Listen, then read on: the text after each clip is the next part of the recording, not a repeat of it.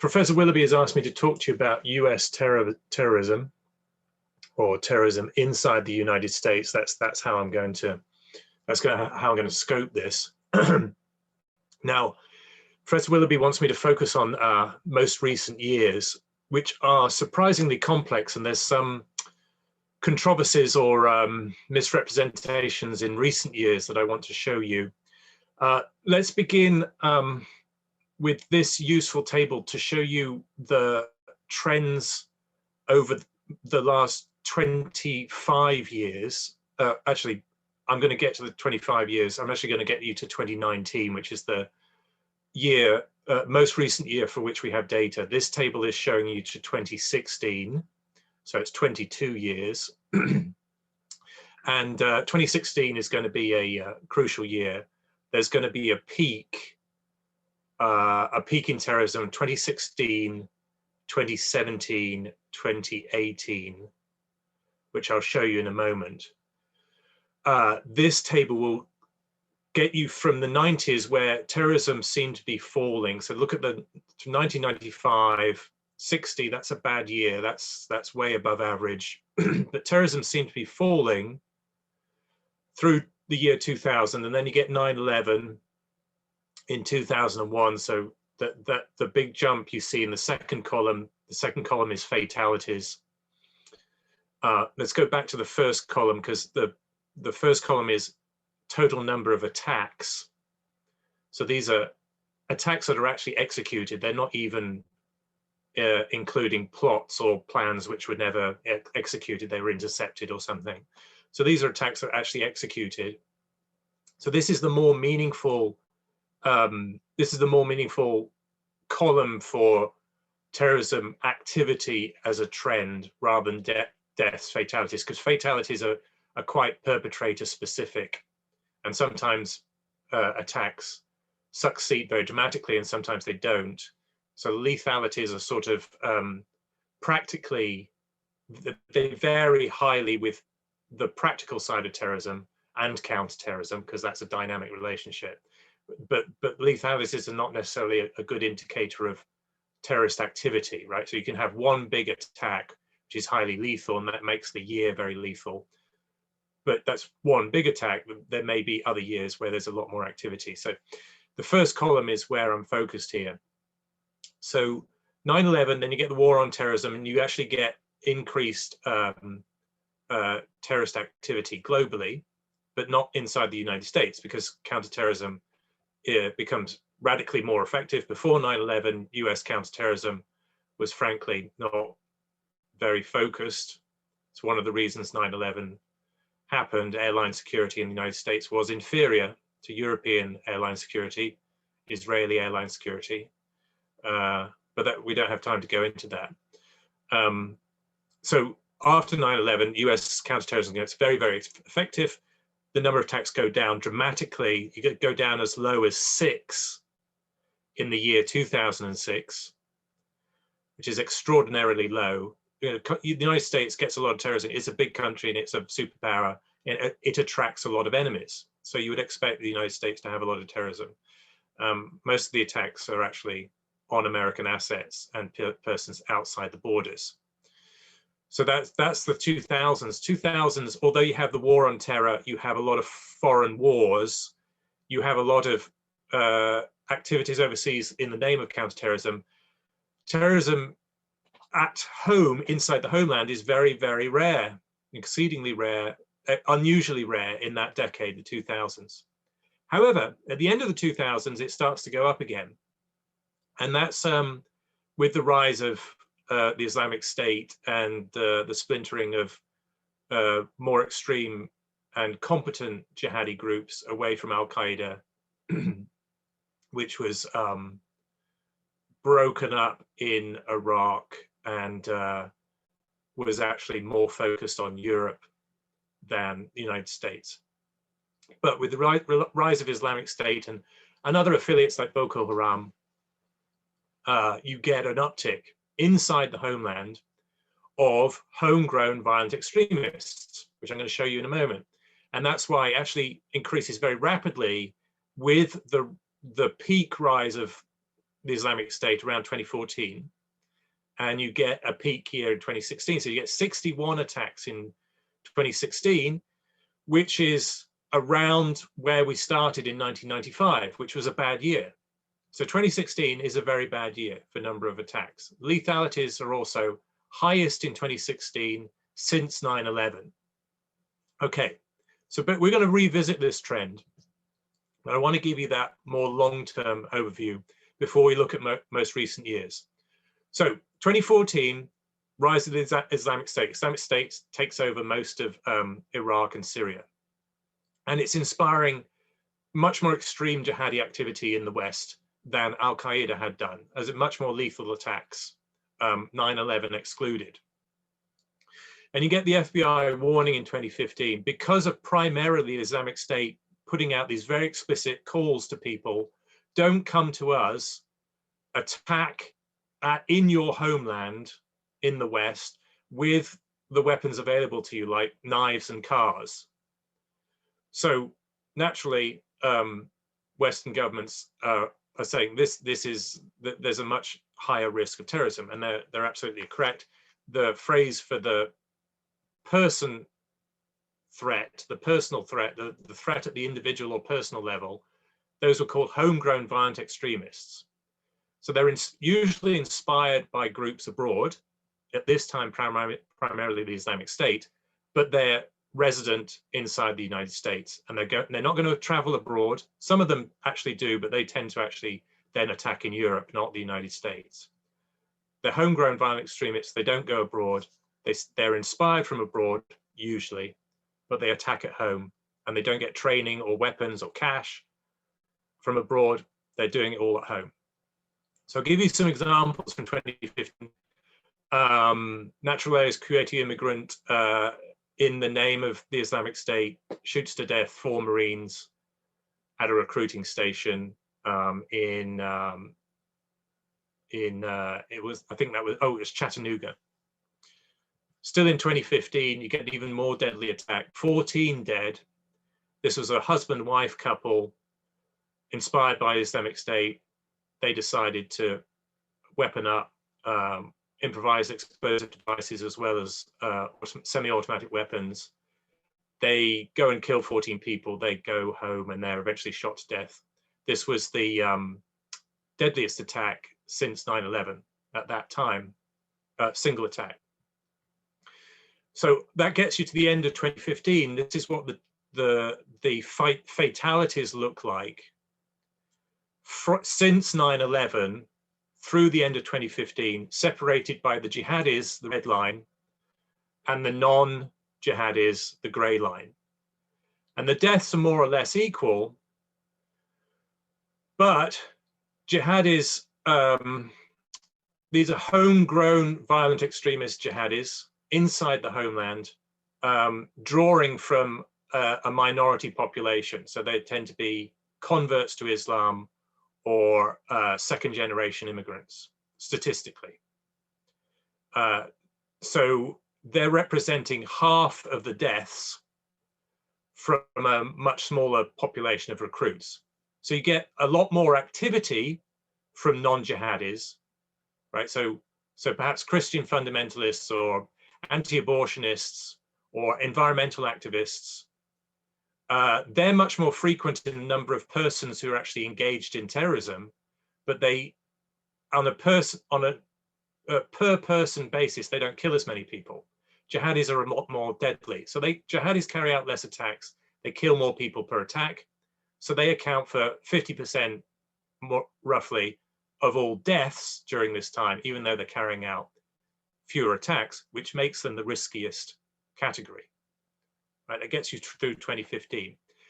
Now, 2016 was a worse year. I just showed you the data 1995 to 2016. 2016 was a deadlier year and had more attacks in total. So by both metrics, a worse year. 2016 was worse than even 2015. It was the worst year since 1995 for number of attacks, and the deadliest year since 2001.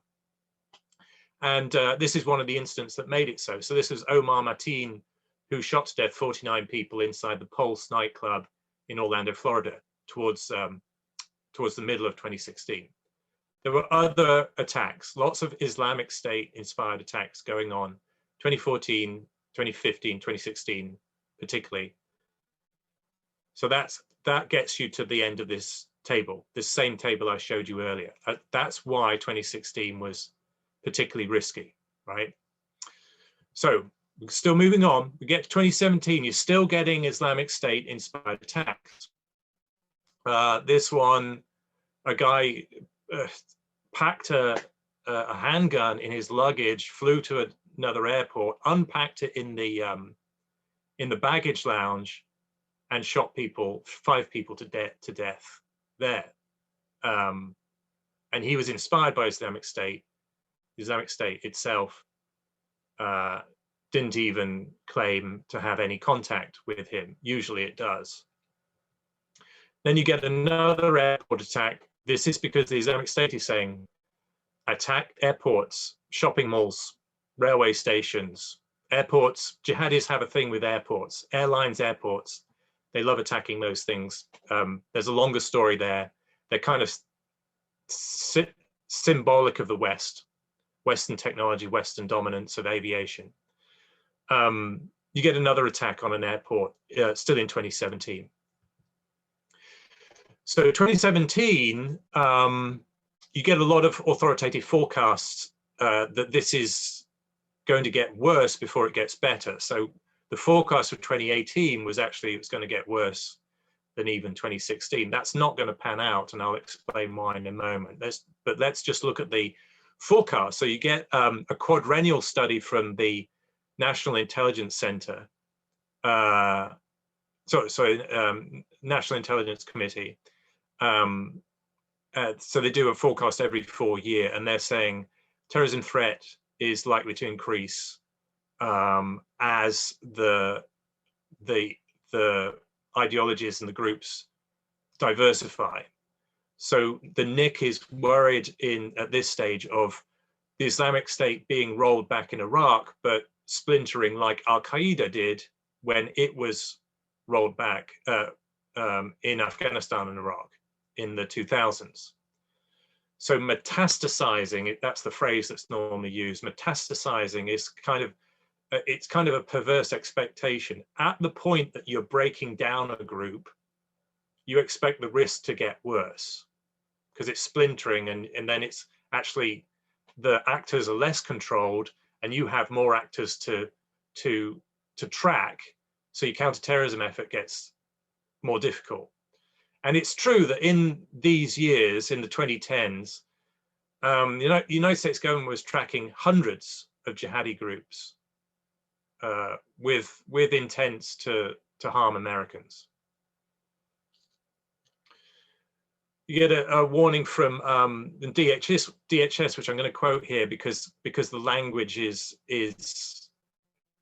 clear. It says we face one of the most serious threat environments since 9/11. So 2017, this is in 2017, but looking forward to the final 6 months of 2017. It's actually not going to pan out, as I'll explain. But these warnings did have an effect on the public. So the public was more worried about national security in 2017 than it was in 2014, when the terrorist risk was actually rising very rapidly, 2014, 2015, 2016. 2017, the public is catching up with that risk and they're accepting these public warnings. But the risk actually goes down in 2017, and that's mostly because the Islamic State is defeated in Iraq itself. You do still get some inspired attacks, homegrown violent extremists. They tend to be second generation, first generation immigrants who have not assimilated. They're not. That they have the linguistic and cultural skills or biases to be most at risk of being radicalized remotely by the Islamic State. So here's a good example. Uzbek immigrant used a pickup truck to kill 8 people, just as the Islamic State urged, mow people down with vehicles. Then you had in Manhattan an attempted suicide bomber, inspired by the Islamic State, not trained, and therefore his device didn't work properly. That gets you through the end of 2017. So at the end of 2017, for the United States government, the risk is the terrorist risk is the dominant risk to the United States, according to the National Counterterrorism Center, which is inside the office of the Director of National Intelligence. The quote here in yellow: "Unfortunately, we don't see the Islamic State's loss of territory translating into a corresponding reduction in its ability to inspire attacks."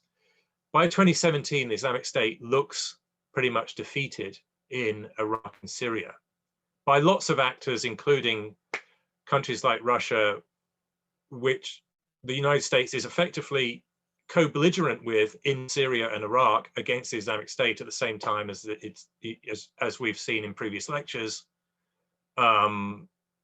There is a lot of antagonism between Russia and the United States on the ground in Syria, and sometimes each side is losing life to actors that are supported by one side or the other.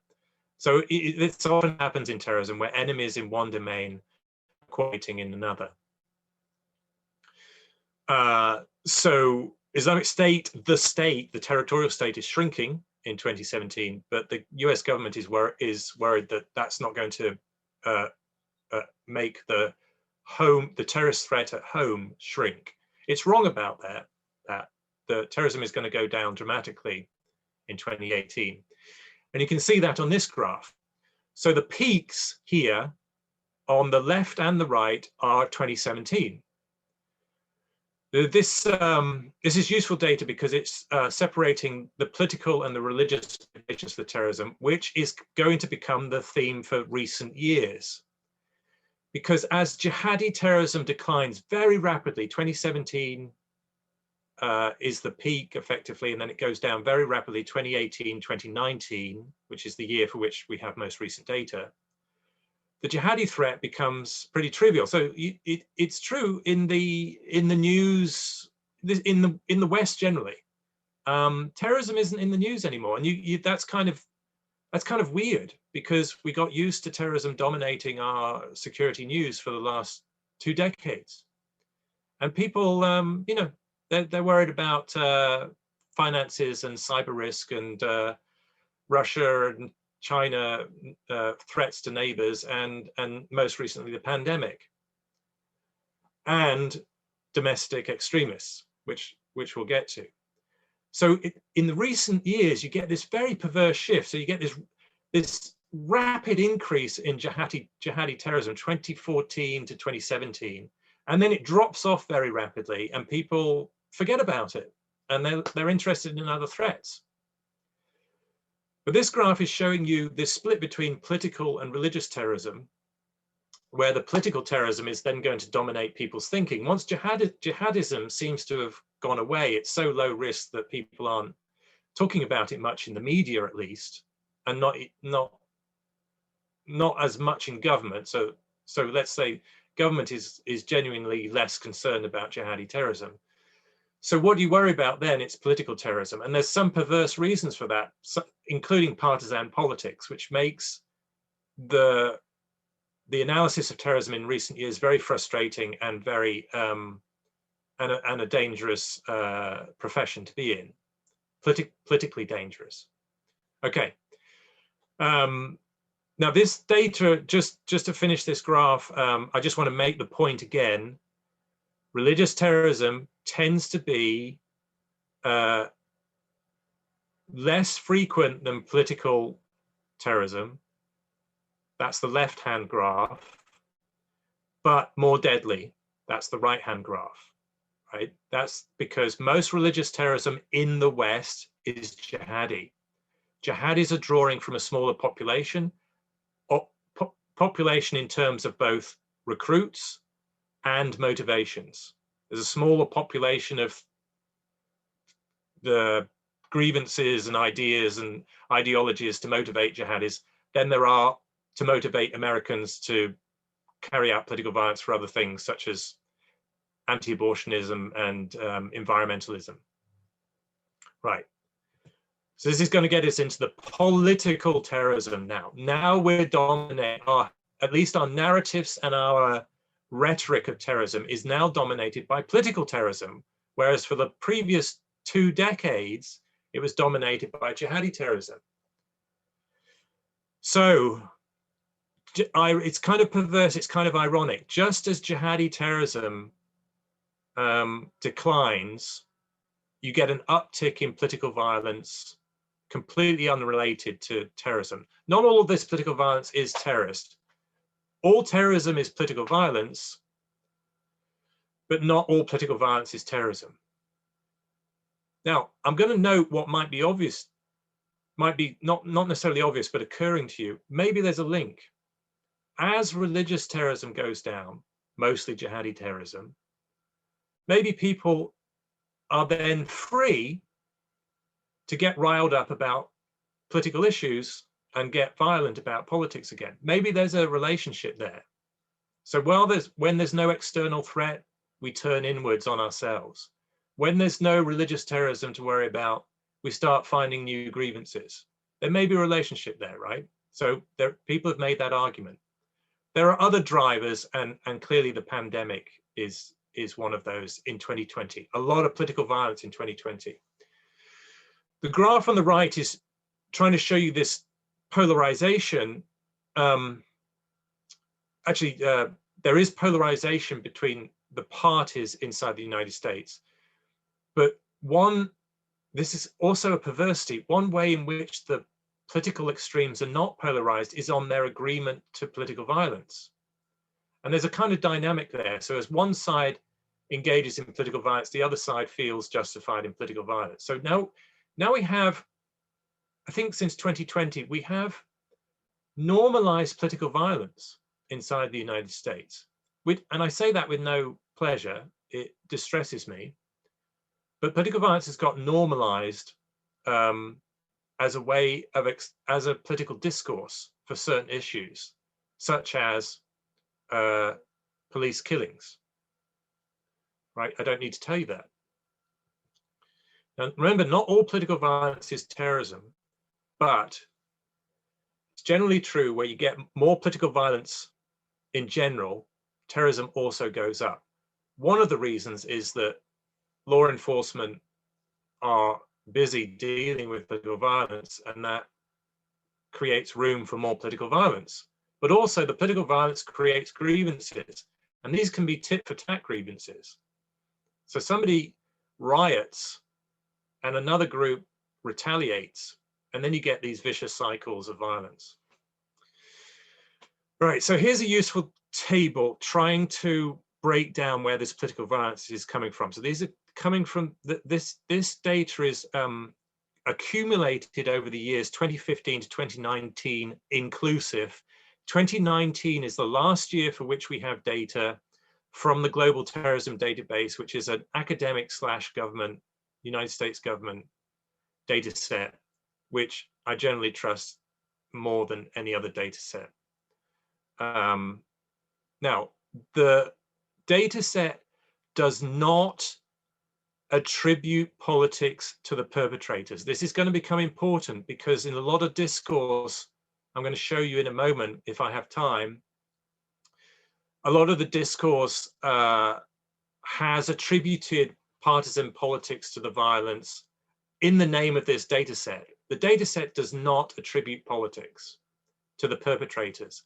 It does attribute motivations, and that's slightly different.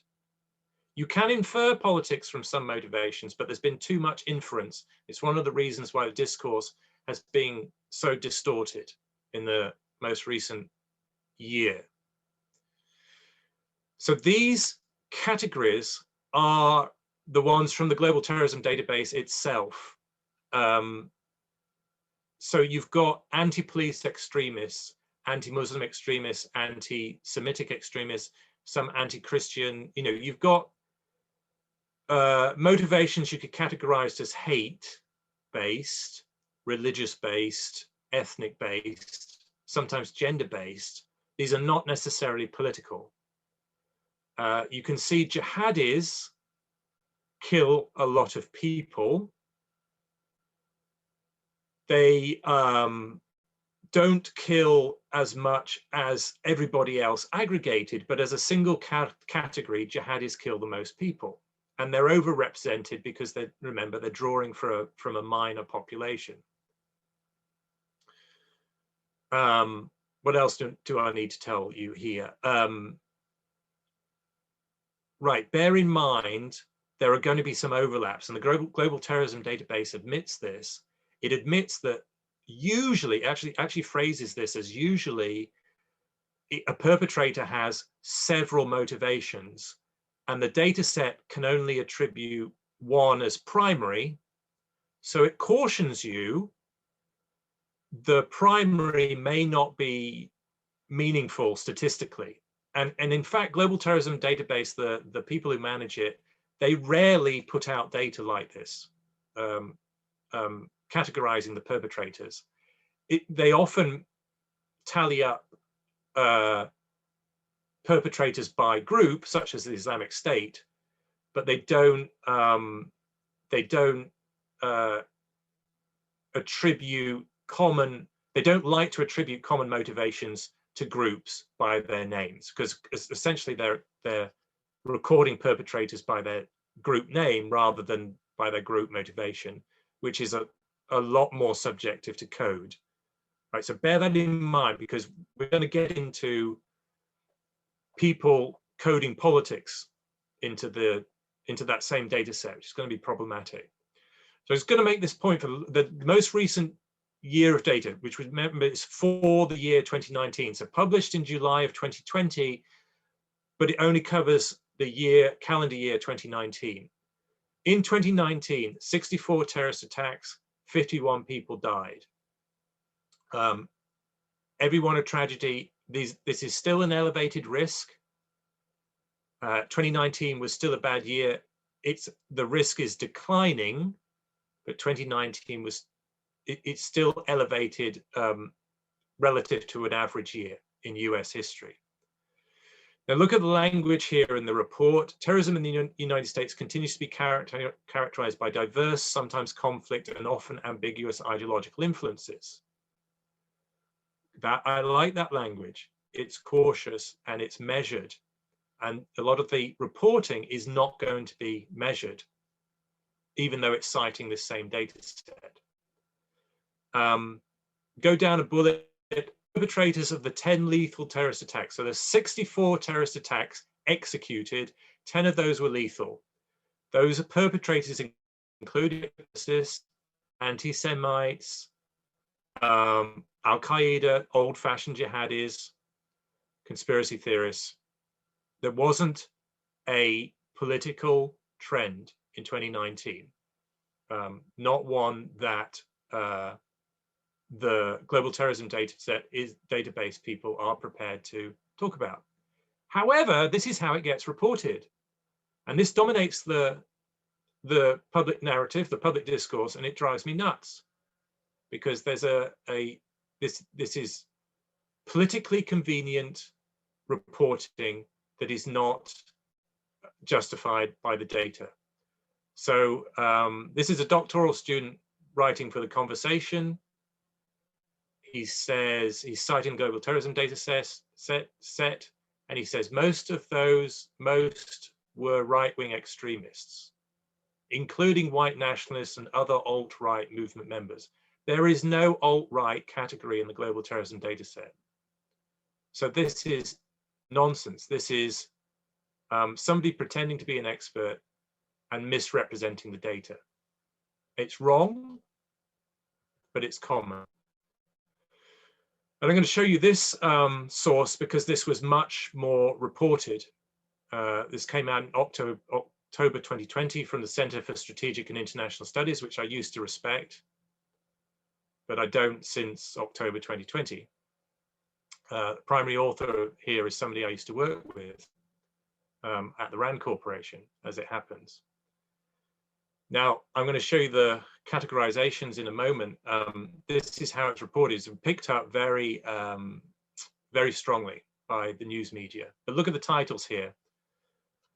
If we go back, the center itself reported white supremacists and other like-minded extremists. Well, first of all, that phrase should concern you, because that's, you know, that's open to misinterpretation. It's deliberately vague.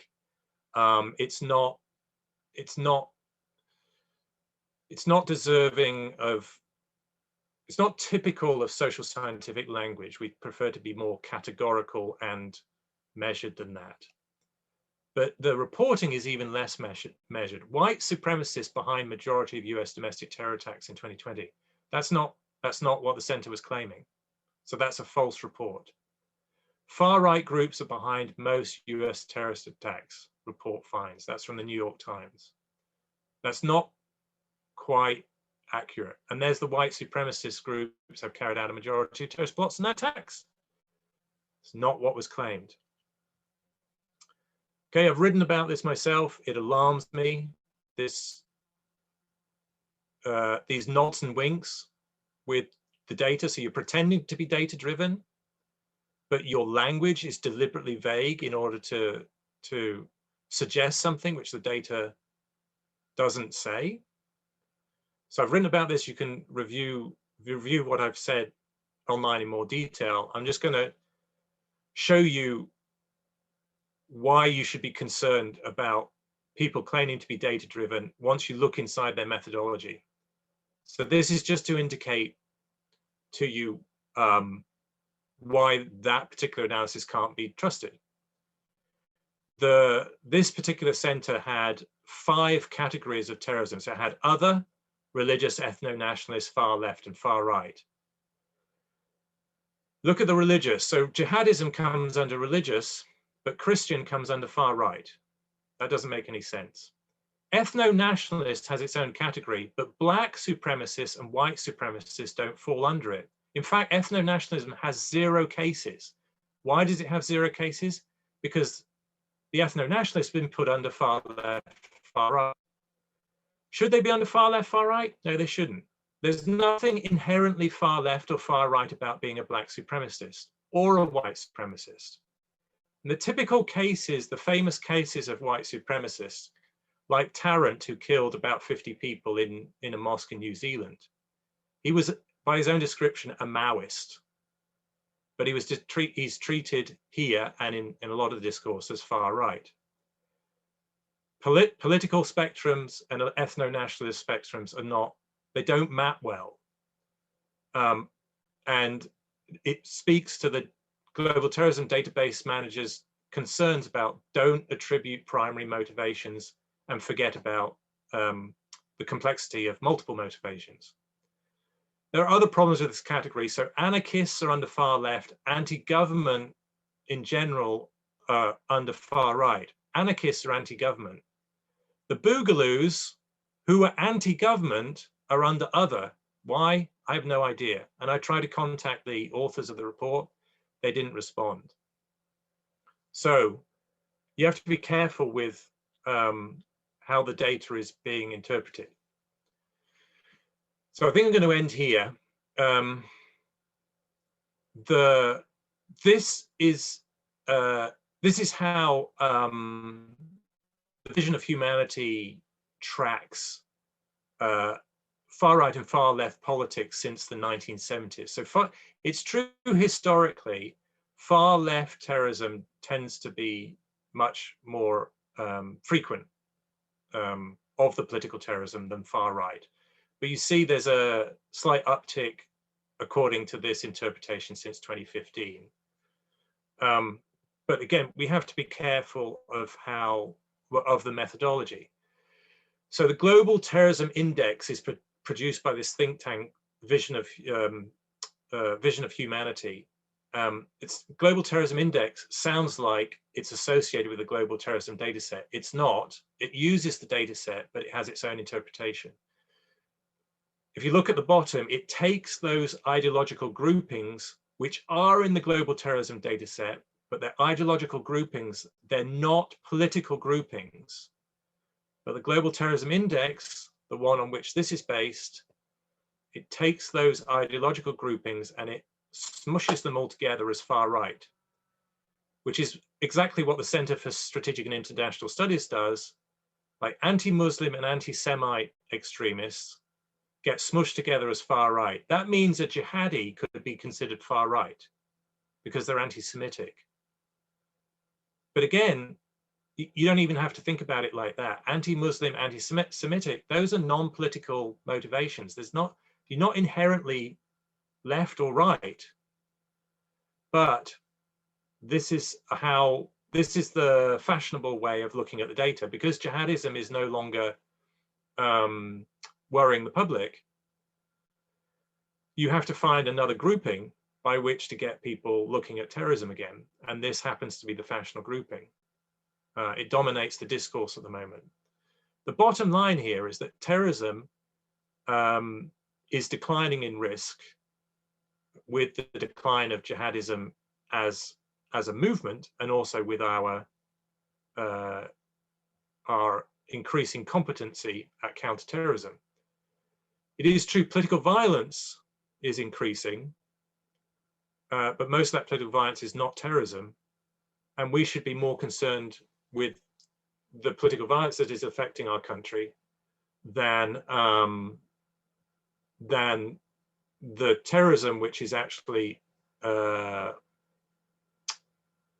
either conflating political violence, non-terrorist political violence, or is misrepresenting the terrorism as much simpler than it really is. Like, the complexity is dropping out of the discourse, and we're reducing terrorism to one of only two things, left or right.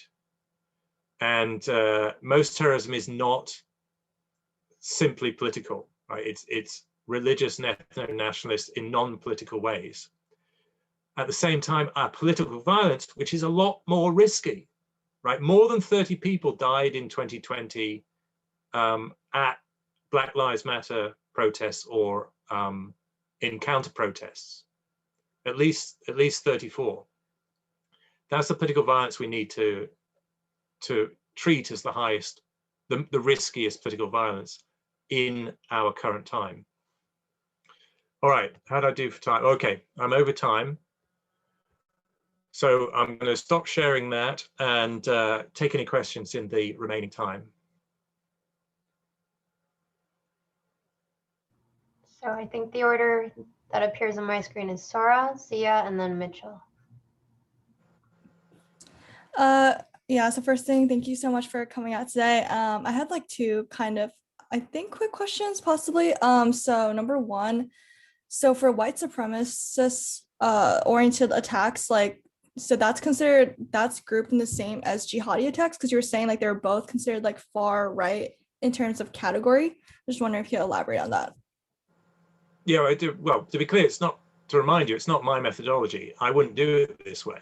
Mm-hmm. Right? If somebody has a white supremacist motivation, I would code that in the data set as one of their motivations. They could also be politically motivated, but you can't assume one from the other. As I was saying, somebody could have a racist ideology, which could be white supremacism or black supremacism, or something even more fine, like somebody could be an Uzbeki nationalist. Their political motivations you'd have to code separately. They're not necessarily codependent. The problem I was trying to show you in those methodologies is that political motivations are being inferred from religious, ethnic, and nationalist motivations, and that is, there's no theoretical methodological justification for that. The only explanation I can think of for people suddenly doing this, well, there's two explanations. One is it's fashionable and it pays to be fashionable. You can get funding that way, and you can get attention. And the other is that you have a partisan interest in pushing one of these narratives. I see. And then my second quick question was, so I was actually surprised, like, there wasn't talks of like mass shootings mentioned, and I was just wondering, are mass shootings not considered terrorism, or is that still under like study in the like academic community? Right, I'm glad you raised that. That's a good question, and I should have made that. I should have noted that point earlier. Mass shootings are often conflated with terrorism. It's a very common reporting problem, a journalistic problem. So mass shootings can be terrorism, but not necessarily. And I showed you some cases which are definitely mass shootings, like San Bernardino, 14 killed. That's a mass shooting, and it was terrorism. So terrorism is political violence, but it's differentiated from other political violence by its intent to terrorize a wider group than the people you target directly. So mass shootings could be racist, but not necessarily terrorist, right? So if it targets a certain ethnic group, that's racist, but not necessarily terrorist, unless you intend to terrorize that ethnic group, a wider ethnic group than the people you're directly targeting. So if you're just killing people of an ethnic group because you hate that ethnic group, that's a hate crime, but it's not necessarily terrorism. And the FBI is constantly, trying to point that out to journalists, and journalists are constantly conflating it. So that's one point. You could have a mass shooting could have similar motivations to terrorism, but unless it's intended to terrorize a wider group, it's not terrorism. And then mass shootings don't necessarily have to have any motivation at all. So people just, they're just crazy, or they're just, they want for whatever psychological reason, they want the power of killing, and they're genuinely random. Now, if they're random, that's not a hate crime. That's just murder. So mass shootings, yes, are part of the analytical problem, the narrative problem of studying terrorism at the moment, because mass shootings, political violence, terrorism all get conflated together at the convenience of the reporter with whatever agenda they're trying to push. I see. Thank you for clarifying that. Thank you for the question. I think I'm next, so I'm going to hop in, if you don't mind. So my question is surrounding, it seems very apparent from my perspective that there are a lot of fallacies in the reporting of events. I'm wondering if you can give us some advice because it's very clear that you're well educated and know what to look out for. And I, as a viewer, am not as well educated as you are. And I'm wondering if you could give some advice on how to look for some things like that, and like what to look out for to know that our information is going to be accurate and a good depiction. Well, you're trained by Professor Willoughby, so you have all the skills covered. Look, I was trying to show you some of the skills. You can do exactly the same what I did with those reports. You can look at the methodology and look at how are they categorizing things, and do the categories make sense? Now, you don't have to be a terrorism expert to know that it doesn't make sense that you have an ethno-nationalist category with no ethno-nationalists in it. The ethno-nationalists come under the far right and the far left. That doesn't make any sense. You don't have to be a terrorism expert to realize that. So first of all, go look at the categories. When people are asserting that there's a rise in this categorical form of terrorism, go look at the categories. I bet you'll find there's an agenda. You'll see the agenda in the methodology. People are manipulating the categories to push the agenda they want.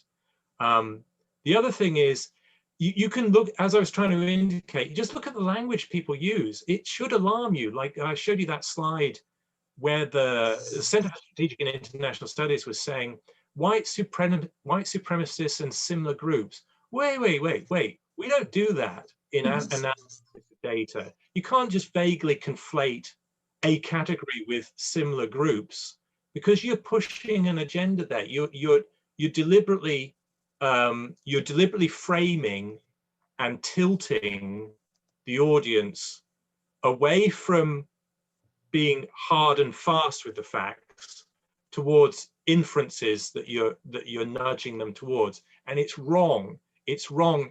It's not just scientifically wrong, analytically wrong, theoretically wrong, academically wrong. It's morally wrong to do that. And that, you don't have to be an expert to see problems in semantics and categories. So everybody can do that.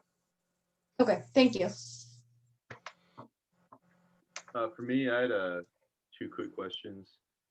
First of all, I noticed that for the numbers of attacks and deaths, I was like 300 attacks, 300 deaths, around that number.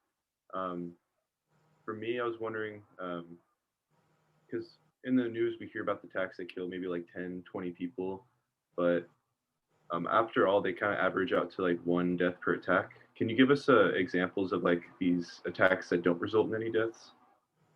Yeah, so statistically, most attacks don't kill anybody. So this is true globally. It's slightly less true in the United States. So last time I looked at the global data, the longitudinal data, about 95% of terrorist attacks don't kill anybody. And one of the reasons for that is that there's not necessarily any intent to kill people. And in other countries, the terrorism is motivated to, is conflated with insurgency, and it's motivated to damage the government or stop certain corporate operations or something like that. So they're blowing up railway lines, and they're attacking government offices and things like that. And it's a lot less risky for them to attack physical assets than to kill people. So most attacks are not intended to kill people, and most attacks don't kill people. Now, the statistic for 2019 inside the homeland, US homeland, was about 85% of attacks did not kill anybody. So of 64 attacks in 2019, only 10 of them killed anybody. Part of that is by design. And then even for the attacks where the intent is to kill people, they often fail. In fact, globally, historically, they usually fail. They get intercepted. Their weapons don't work. They wound people. They can tragically wound people for life, ruin their lives, but they're more likely to wound somebody than kill somebody. That's also true statistically. So most attacks don't kill anybody. Of the attacks that kill people, the lethality rate is going to be way lower than 5, right? So you cross 5, for a lot of people, you kill more than 5, that's already a mass casualty attack. For other people, it has to be 10, sometimes 15. 3,000 on 9/11, that's a way outlier. Terrorists are killing, when they're killing a couple of people, particularly in a developed high capacity country like the United States, where law enforcement should be responding quickly. We have expectations of private security guards on a lot of sites, and citizens may be armed. Lethality rate per terrorist attack inside the United States tends to be lower on average, although we have these outliers like 9/11. Okay, thank you. For the second question, I'm not sure if there's enough time to answer it. I'm of the mindset that terrorism is kind of like, it's something that's from the past, and like now we're in like a new Cold War. So like the government should really change its focus. Do you think that we spend too much time and energy focused on terrorism, like taking up too much of the FBI's resources when should be focused on Chinese espionage or things of that nature? Yeah, so I agree with your premise. So your premise was very well said, and your question was very well said. So your premise is correct. Our national security risks, our greatest national security risks are no longer. Let me rephrase that. Terrorism is no longer top of our national security risks, and I wouldn't even put it, second.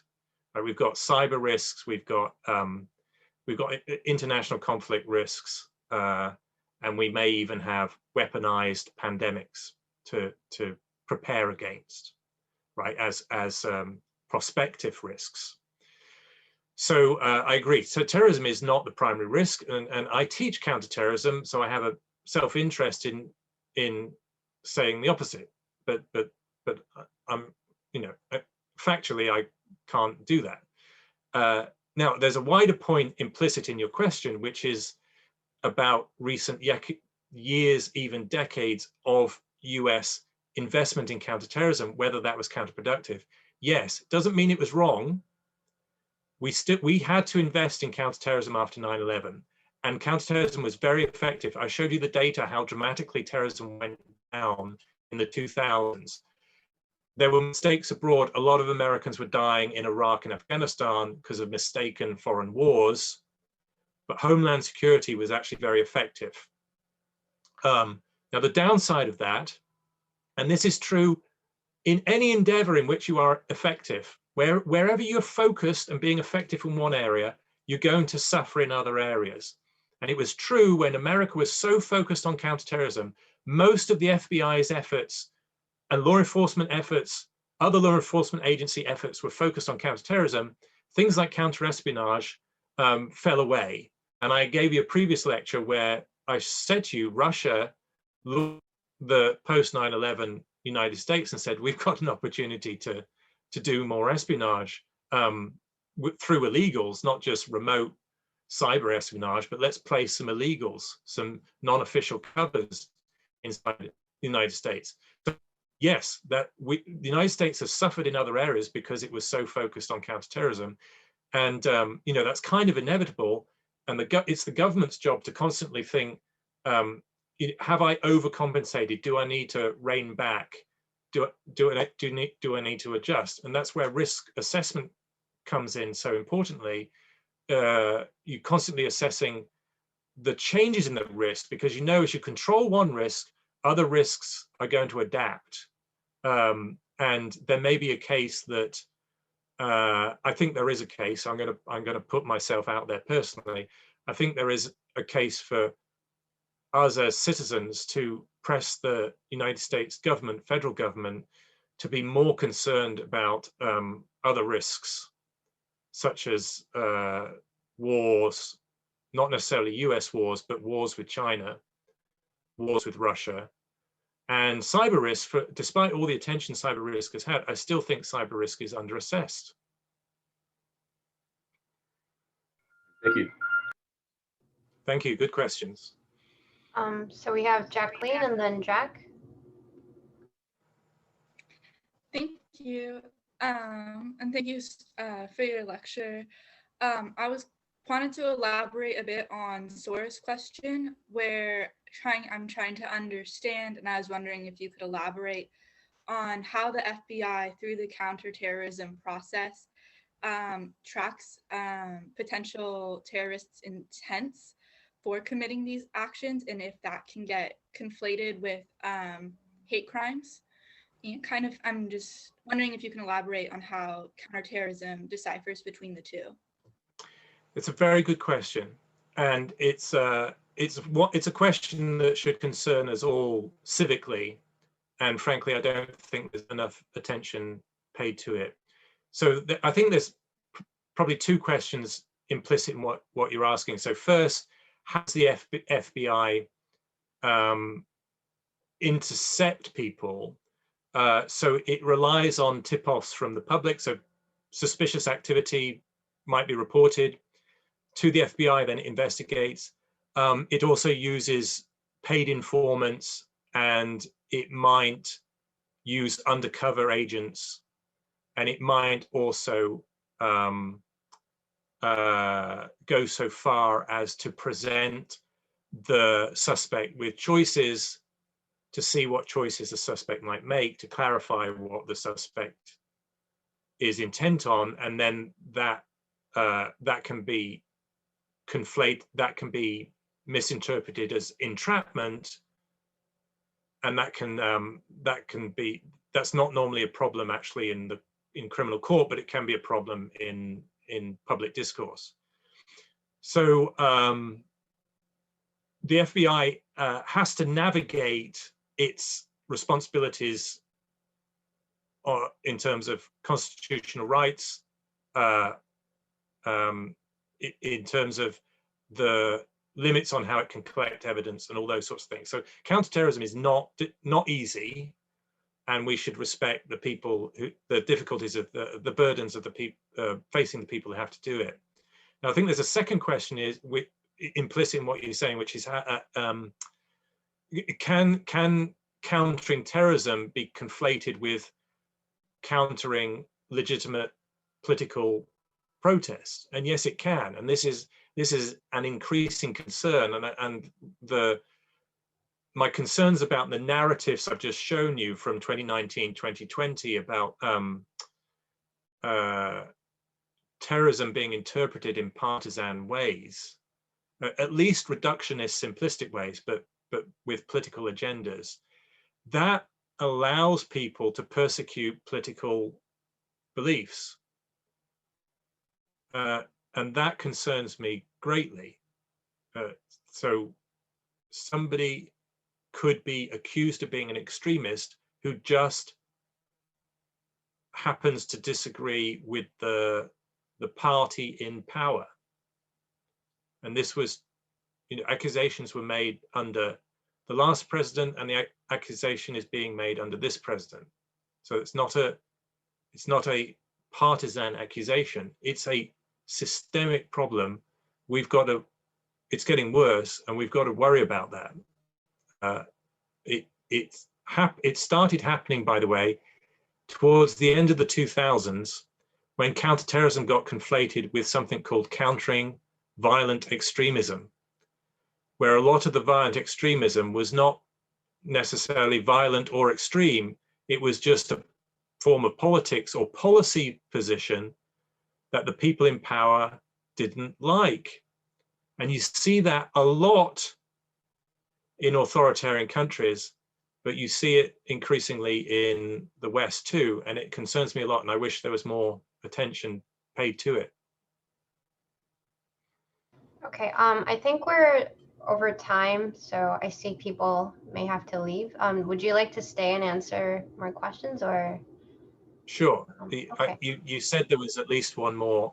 Yeah. I'm committed to answering outstanding questions, so please. Thank you. Well, actually, funnily enough, the first part of my question is actually for Yalim, if that's all right. I know we have these lectures recorded. Do they get posted anywhere? I've never actually checked, but it just occurred to me that we do record these. Yes. So if you want to look at them, I think Dr. Newsom has posted them somewhere. But originally, Dr. Willoughby wasn't planning to share the video. So it really depends on whether the guest lecturer wants to share or not. So. Right. Well, I'm going to share you my my YouTube channel where I've been posting these things for my students in general. The rule has been that Professor Willoughby will authorize release on a case-by-case basis. He's authorized release of 2 lectures so far to this iteration of this course. I'm not sure whether he'll authorize release of this particular one. I can't speak to that, but I'm going to put it in the chat box now. Oh, chat is disabled. I can allow that. You can do it now. I got it. Thank you. Right, so that's the link where you'll find the last 2 lectures. So the one on Russian espionage and what was the other one? China and the seas, China and its neighboring seas. And then if Professor Willoughby releases this recording, I will post this recording too on that same channel. Right, thank you. And my question in regards to the lecture was sort of in your opening point. Could you sort of rephrase that for me? I think I might have characterized that in my head. Just sort of like your like first opening remarks. Yeah, I can't remember. I'm gonna have to look at the slides themselves. Maybe I'll just share. I'll go back and share with you the first slide. So we'll just wait for the PowerPoint to catch up. There we go. So I just had that title slide. Now this was the first slide. Do you mean what I said at this point? Yeah, exactly. Yeah, I think I began with this slide because I wanted to get you to 2016, because 2016 was going to be a peak year for attacks and lethality. So attacks, peak year since 1995 in terms of number of attacks, and peak year for lethality since 2001. And I wanted to get you to 2016 because that's when into 2017 the US government and thence the public gets really concerned about terrorism again, right? It's rising, the risk is rising. That's what the government tells the public. And most of that risk is coming from the Islamic State. But then, you know, that's the peak message in 2017. Then it actually starts to go down in 2018. And then by 2019, you get a narrative that we should be worried about far right extremism. So this slide was just trying to show you the trends to 2016. You know, clearly 2001 is a defining year. Terrorism risk was elevated in the 1990s, including, well, primarily because of rising jihadism. 9/11 told everybody that. It had been predicted, but 9/11 clarified. Then I said that the 2000s was, to a lot of people's surprise, declining risk, because Homeland Security was very good at the same time as foreign wars were killing a lot of people and wasting a lot of treasure in the 2000s. And then because Homeland Security was good in the 2000s, people got a bit lax. Al-Qaeda seemed to be defeated. In fact, officially, it was stated by the George W. Bush administration, Al-Qaeda is defeated. So people got lax by the end of the 2000s. Then you got the rise of the Islamic State, and the risk went up again to the homeland and to anybody living around Iraq, Syria, and then its affiliates like Boko Haram in Nigeria. So the risk rose again, and then it peaked 2016, 2017, and then it went down. I think that sums up what I was saying to this slide. Right, that was my confusion, as I sort of got the risks and the years sort of conflated there. I wanted to make sure I had that straight. Okay. Yeah, you can read the citation for this report, and this comes out of the Global Terrorism Dataset people. Citation is at the top there. You can read that report online. It's freely available. None of the data I've shown you here is privileged in any way. It's all publicly available. Okay, I don't see any more questions, so maybe we can end here. Thank you so much, Dr. Newsom, and we'll see everyone else Monday. Yeah, thank you, everybody. Great questions. Have a good weekend.